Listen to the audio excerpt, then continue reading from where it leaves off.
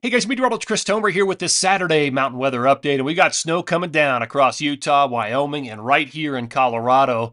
This is Winter Park up there in the central mountains, and you can see the snow coming down.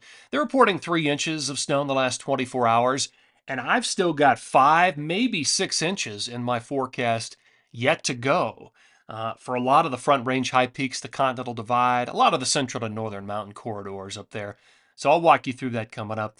I want to take you up north. This is Schweitzer ski area in northern Idaho. They're reporting 6 inches in the last 12, 9 in the last 24, 16 inches, over a foot in the last 2 days. They're in a really good flow right now. But the big problem coming up for a lot of the Pacific Northwest, central to northern Idaho, interior BC, northwest Montana is going to be the warm air. It's going to push the rain snow line in the coming days to a much higher elevation, which means we're going to see rain at a lot of the base areas. So while we've got excellent snow right now, just keep in mind in the days ahead, we've got warmer air. 283 for the season up there at Schweitzer. Outstanding. All right, back into Colorado. I want to take you to Aspen Mountain. Snow coming down, just getting started. You're probably going to pick up 5, maybe 6 inches of accumulation. Alta, Utah, reporting 4 inches in the last 24 hours, and you could still pick up another few inches of accumulation before all is said and done. Here's radar across the west. So the storm system sliding through Utah and Colorado is the last one before high pressure builds in. Let me take you into Colorado. You can see some of the rain, the snow moving through. Snow at the higher elevations of the central to northern mountain corridor. A light snow kind of brushing the southern mountains, but that's most of it's north of you in the central to northern mountain corridor. Okay, let me just talk a little bit about the west pattern here. So this is water vapor satellite imagery in the low levels. Your oranges and reds are going to be your drier air. Your moisture's in the whites and the blues, and there's a little storm system right here tucked into the flow.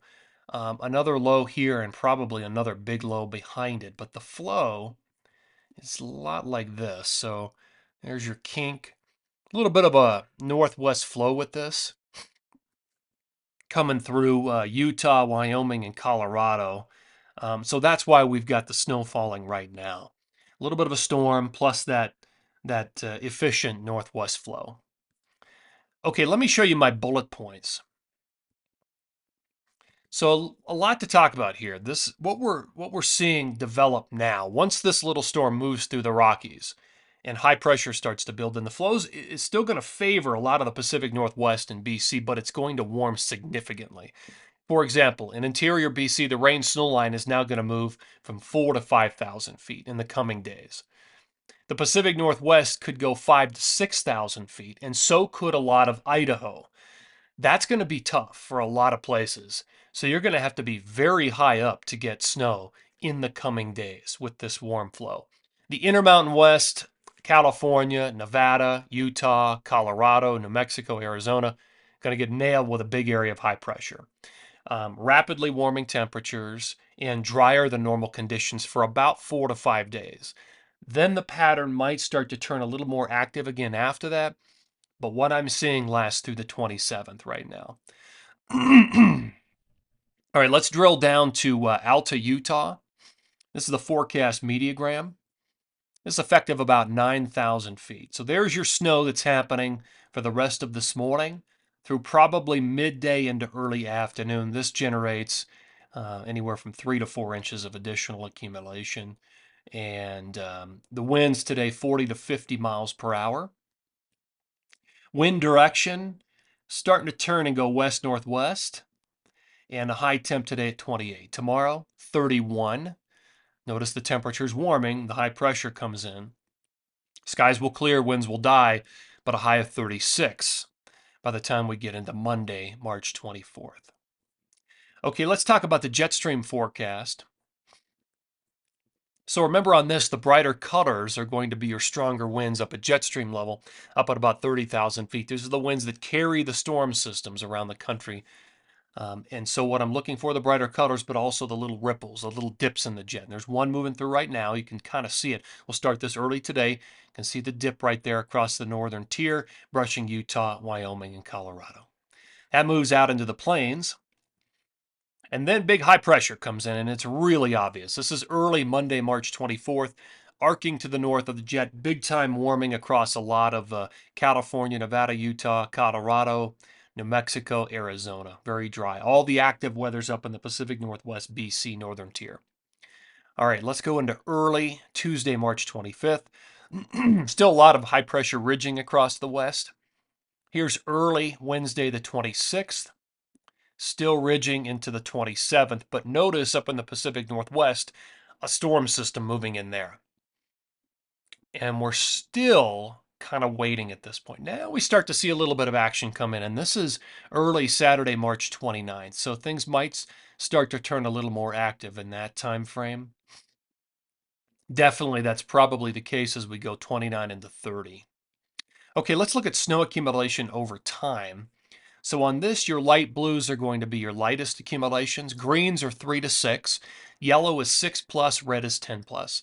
Notice where we have the snow this morning. It's across Utah. It's across Colorado. It's across the Tetons, Idaho, Northwest Montana, Pacific Northwest, BC. All right, here's early on Sunday, March 23rd. That storm clears the Rockies and moves out. But look where the snow remains, heavy up in Washington State, the Pacific Northwest, the coastal range, parts of interior BC, and northern Idaho, northwest Montana. Look at that. And that really fires up in the parts of northern Idaho, but keep in mind that higher range snow line, and that's going to be the case through the Pacific Northwest. Okay, early Monday, March 24th, a little bit of snow up in the northeast sector of the country.